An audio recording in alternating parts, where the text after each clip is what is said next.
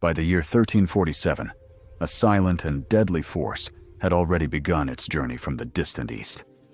Moving slowly along the vast network of the Silk Road, the plague traveled hidden within everyday trade.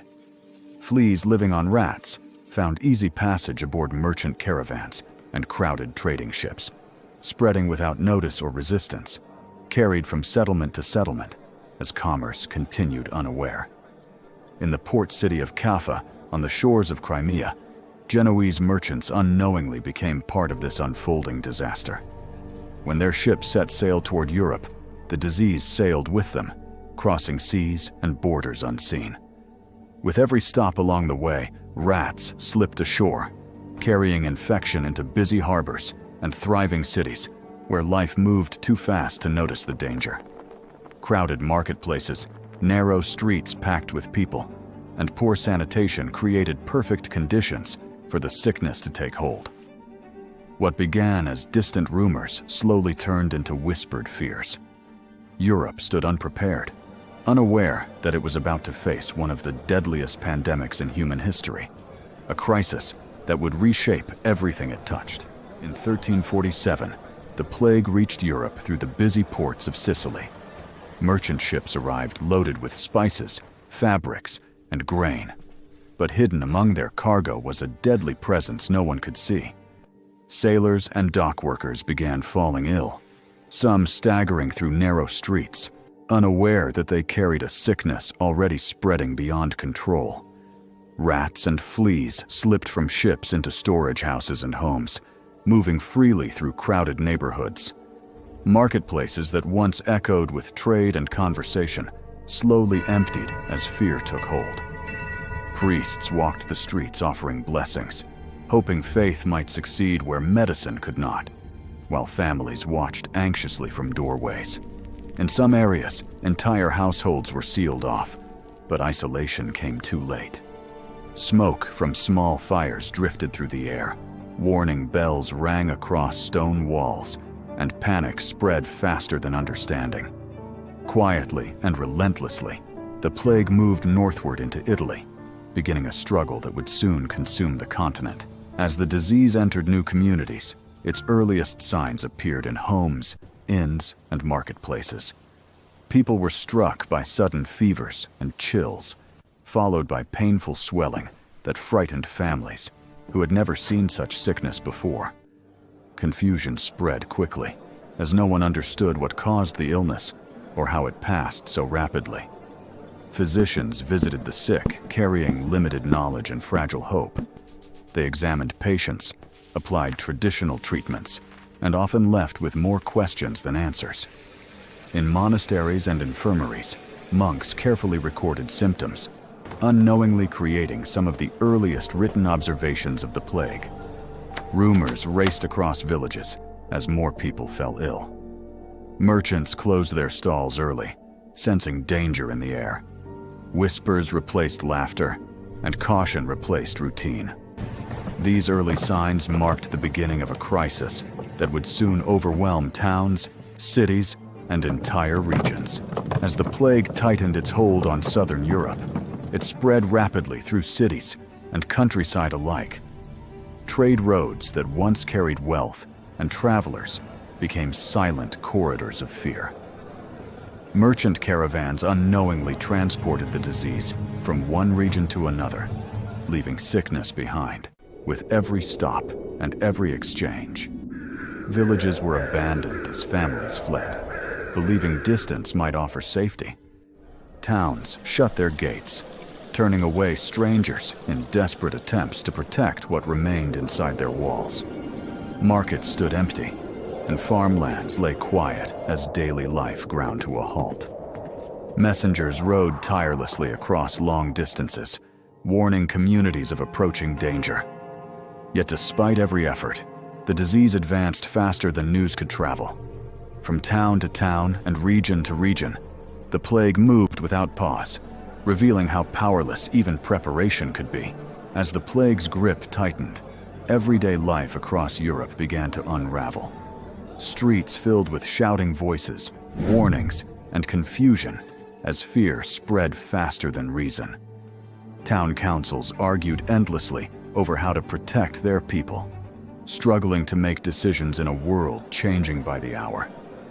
Families gathered what belongings they could carry and fled under the cover of night. Merchants closed their shops, markets fell silent, and animals wandered freely through streets once filled with trade. Monks tried to calm terrified villagers, while others hoarded supplies, unsure how long survival would last. Trade routes shut down one by one, isolating towns that had depended on constant movement. The social order that once held medieval life together fractured under pressure, leaving behind fear, chaos, and deep uncertainty about the future. In the midst of growing fear, people searched desperately for explanations. With little understanding of disease, healers turned to the knowledge they trusted most: herbs, smoke, prayer, and tradition. Physicians relied on ancient teachings, hoping wisdom from the past could explain a disaster of the present. Monks prepared herbal mixtures from monastery gardens, believing nature offered protection. Herbalists crushed roots and flowers, passing down remedies learned through generations. Alchemists filled homes and streets with smoke, hoping to cleanse the air believed to carry sickness. Priests led rituals and prayers, offering comfort when explanations failed. Villagers wore charms and amulets, clinging to anything that promised safety. These efforts rarely stopped the disease, but they revealed a society fighting back with every belief it had. Long before sickness reached new towns, fear arrived first. Streets that were once crowded fell silent. Markets closed early, doors shut tight, and conversations dropped to whispers in shadowed alleys as uncertainty filled the air. Rumors spread wildly, some believable, others impossible, but all carried the same dread. Travelers were questioned, strangers avoided, and families waited behind shuttered windows, listening for signs of danger. In taverns and church corners, people exchanged secrets in trembling voices. Something unseen was moving through the land, unpredictable and unstoppable. In a world without answers, silence itself became terrifying, shaping behavior and turning fear into a force almost as powerful as the disease. As fear reached its peak, the signs could no longer be ignored. Guards scanned the horizon from wooden towers, while travelers arrived carrying unsettling news from distant regions. Villages posted warnings in their squares, urging caution and distance. Roads grew quieter as families prepared for sudden journeys. Rumors became reports, and reports became action. Checkpoints appeared, gates closed earlier each evening, and councils met behind locked doors to plan what little could still be controlled.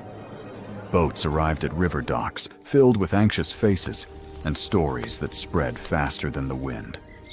Across the region, uncertainty hardened into urgency, and people sensed that life was changing in ways that could not be reversed. As days passed, the weight of uncertainty pressed heavily on every town. Workshops closed, markets thinned, and routines that once connected communities began to fade. Neighbors who once greeted each other warmly now kept their distance. Village leaders faced impossible choices: how to share supplies, maintain order, and protect the vulnerable. Families packed what little they owned, preparing for decisions they never imagined making. Streets grew quiet, doors locked early, and familiar gathering places stood abandoned. Trust, once the foundation of community life, began to erode. Fear reshaped relationships and priorities, marking a turning point where survival replaced tradition.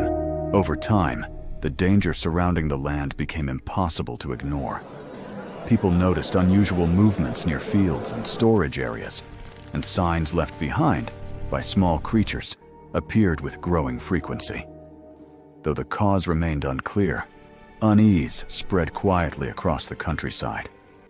Those seeking answers compared old drawings and forgotten records with the strange markings appearing once again.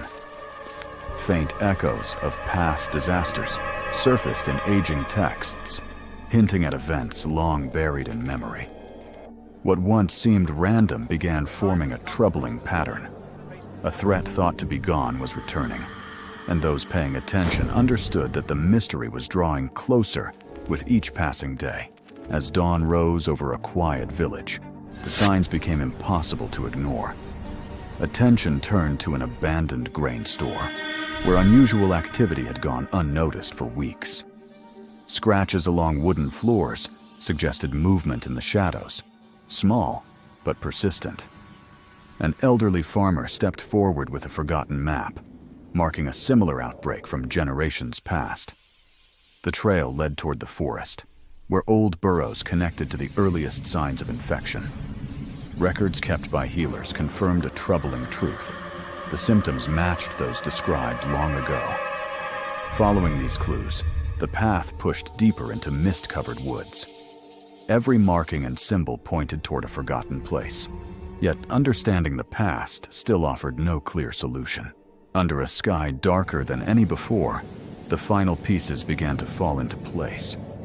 Forgotten archives were searched, and ancient documents brought into the light. Old maps revealed patterns identical to the signs now appearing across the land, connecting past and present.